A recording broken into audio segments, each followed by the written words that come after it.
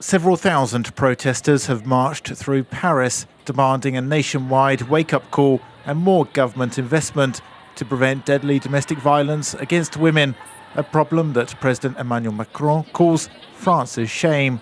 A wave of purple flags and signs snaked from the Place de la République amid an unprecedented public campaign to decry violence against women and honour the 130 women that activists say have been killed in France this year by a current or former partner. That's about one every 2 or 3 days.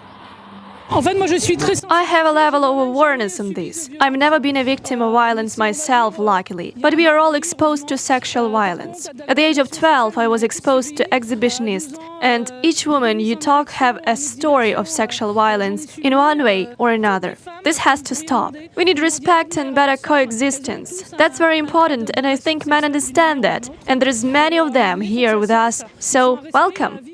While France has a progressive reputation and pushes for women's rights around the world, it has among the highest rates in Europe of domestic violence, in part because of a poor police response to reports of abuse. Many of the women killed this year had previously sought help from law enforcement.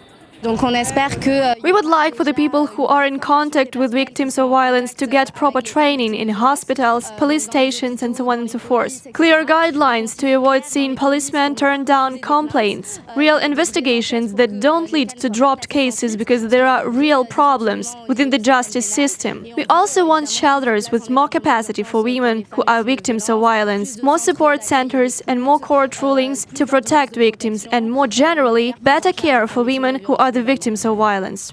The protest came on the UN's International Day for the Elimination of Violence Against Women and is aimed at pressuring the French government before it unveils new measures on Monday that are expected to include seizing firearms from people suspected of domestic violence and prioritising police training. Some of Saturday's marchers want €1 billion in government investment, though the funding is expected to fall far short of that.